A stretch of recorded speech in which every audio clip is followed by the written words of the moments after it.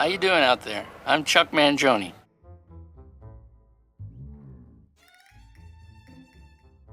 Number 10. Country Stars. Peggy's Fanfare. Peggy oversteps music festival etiquette by punching Randy Travis over stolen lyrics at Nashville's Fanfare. You know, there is a line here.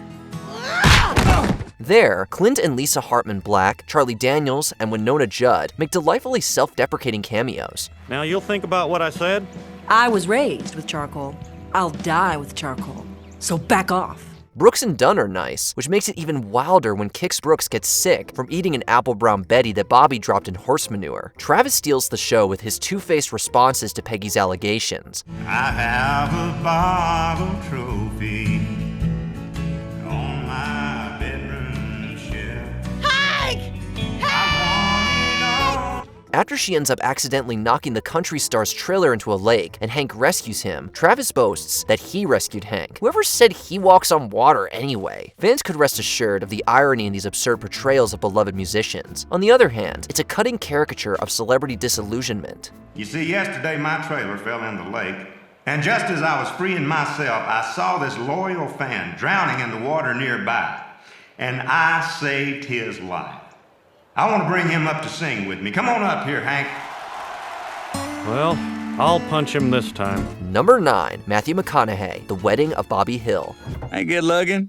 Hey! Leave it to Texas native Matthew McConaughey to ham up his iconic quirks in The Wedding of Bobby Hill. The over-the-top swagger sure seduces Luann when she begins dating supposed genius concert promoter Brad Pitt, apparently pronounced with the X. Pleased to meet you. Here you go, businessman to businessman.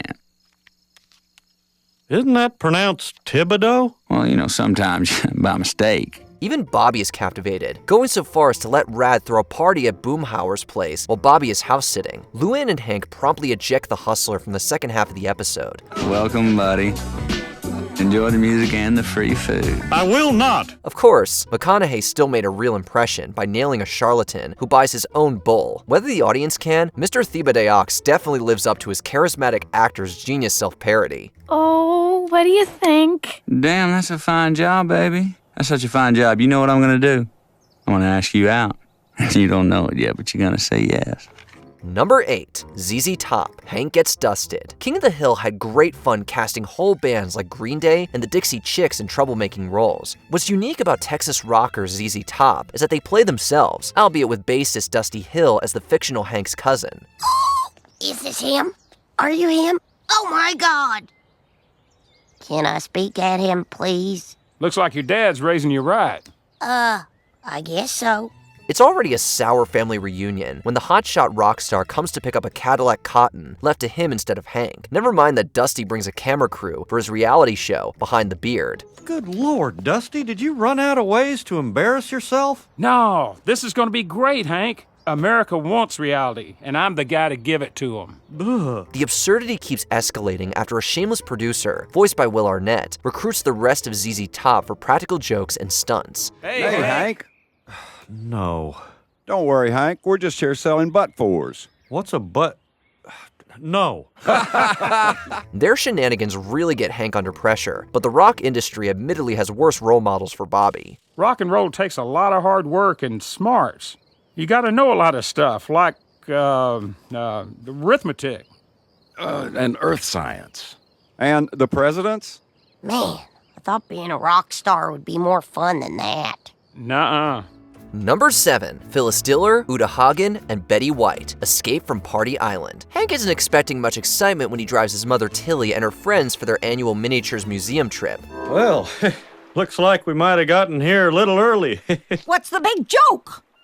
It's not a joke. Then it's us, isn't it? Apparently we amuse you in some way.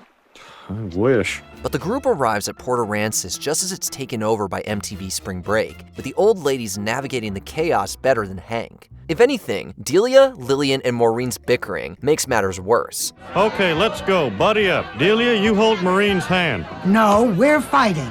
She ate the last scone. And it was delicious. Of course, guest stars Betty White, Phyllis Diller, and Uta Hagen have the sharp self-awareness to make this fish-out-of-water farce a riot. Now these should hold you till I get back. I wanted milk, not cream. Cream makes me logy. Live with it. The banter and misadventures run deeper than the old joke of modest seniors in an environment of youth on the loose. Hank and Tilly may be the heart of Escape from Party Island, but there's no escaping good times with their one-off party pals. You said you'd get us out of here. Tilly, your boy is all talk. I hate you. Number 6, Kathy Bates, Lupe's Revenge. Misery is no laughing matter, yet it sweetened Hank's storyline in Lupe's Revenge. License and registration, please. Oh, for the record, the man on the license weighs 190, and I'm up to about 197 now.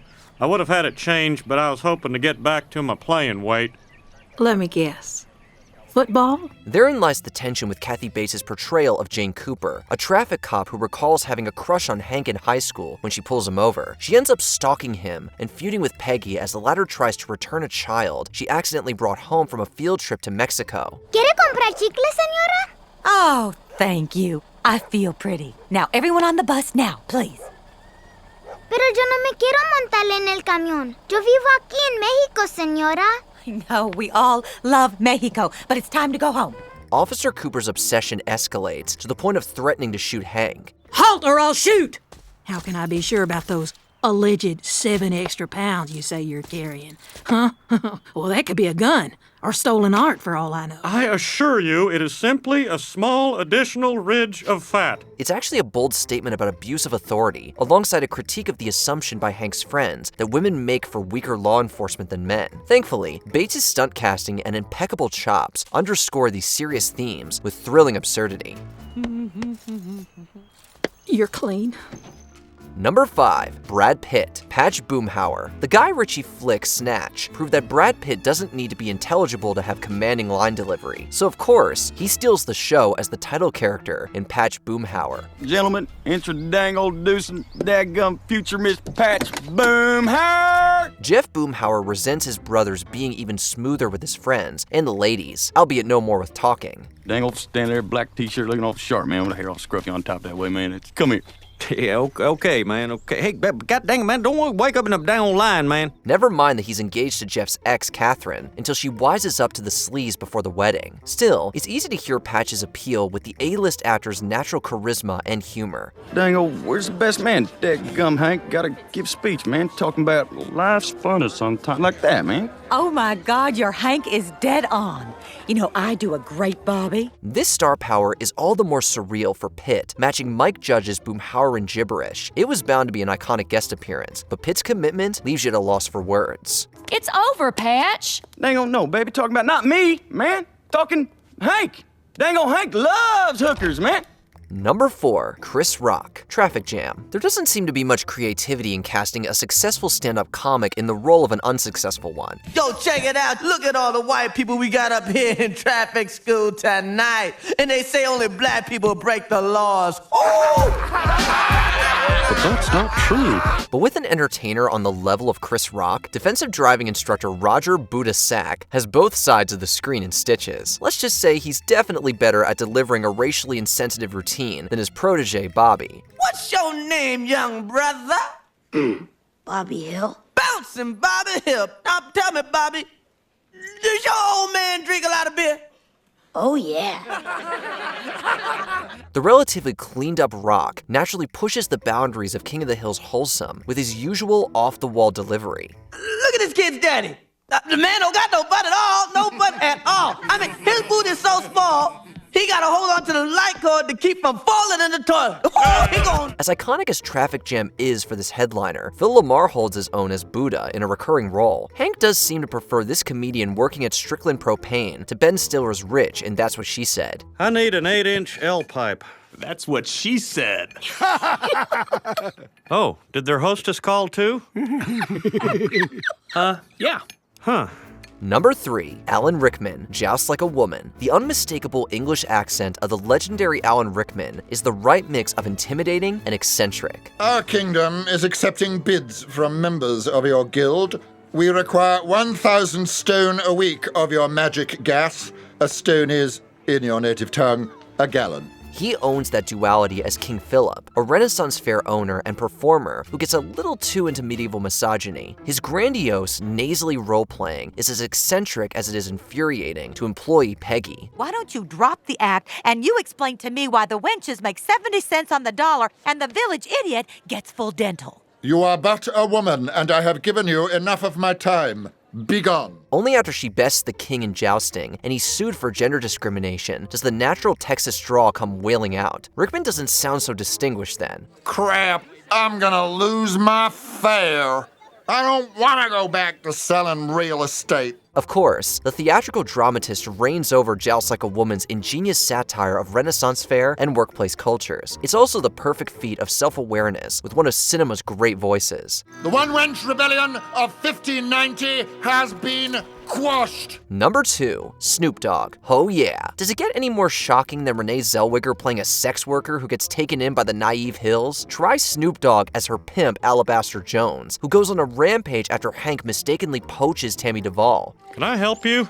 Allow me to, introduce myself. Alabaster Jones, the main Mac Daddy of Oklahoma City. Miss Tammy Duvall works for me. I am her manager. Well, she works for me now. I'm her manager. Technically assistant manager. The hip-hop legend really lays on the stereotypical charisma and idioms of this unfairly racialized profession. Pretty sweet little operation you got going on for a small-town player. That Alabaster is as Caucasian as his name suggests is undeniably a big part of the joke. Oh Yeah is obviously an edgy King of the Hill episode that thrives on the absurd, especially when Snoop comes onto the scene. Get out of that jalopy and let's talk some business. Oh, so you ready to give me my hoe back? The ironic nature of his casting and his signature self-aware coolness turn Alabaster Jones from a bizarre archetype into one of fans' favorite one-off characters. Yo, what you want for that Jasper brunette? That is my wife. Man, that's the biggest mistake a pimp could make. Marrying one of his hoes. Before we unveil our top pick, here are a few honorable mentions. Jennifer Aniston, Queasy Rider. The glamorous icon's biker chick turn is uproarious enough for the name Pepperoni Sue. Yeah, tradition's real important to Lumpy and me. That's why we're gonna spend our wedding night under the same foosball table in the same bar as last time. John Goodman, Serpent. The classic charmer sinks his fangs into a figurative snake of an animal control officer. Mr. Hill, I am putting this matter to the top of our agenda. Here's a form that will expedite things. Finally, paperwork. Willie Nelson, Hank's Got the Willies. One of country music's greats doesn't see eye to eye with Hank after a golfing accident. Oh my lord, are you okay? Am I bleeding from the ears? No. I must be okay then. Meryl Streep, A Beer Can Named Desire. This master of dramatic accents has a blast playing up Bill's Cajun aristocrat aunt. Je revois ton pain, mais je connais vous, chavillon. Henry Winkler, A Rover Runs Through It. The lovable veteran captures the awe and absurdity of celebrities moving to the country. You know, I always say that fishing is like a washing machine for your brain. It's so deliciously zen.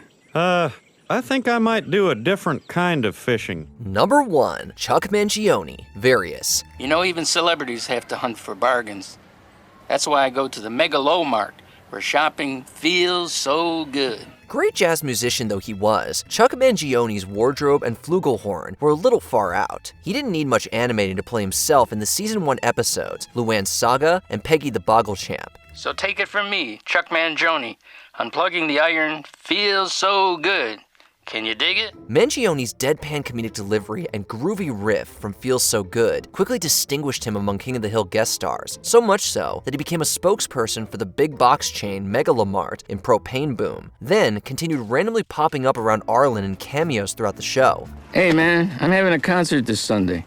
Could I put up one of my posters in your window? Between his eccentric characterization and unhealthy fixation on said flugelhorn, fans never tired of the running gag. Even comedically, Mangione always knew how to enchant an audience. Next up, Mr. Mangione. Chick Mangione. I'm not a chick, I'm a dude. Who are your favorite King of the Hill guest stars? Lend your voice in the comments. I've been living here rent-free, eating their Cheerios, playing their video games, and trying on their underpants.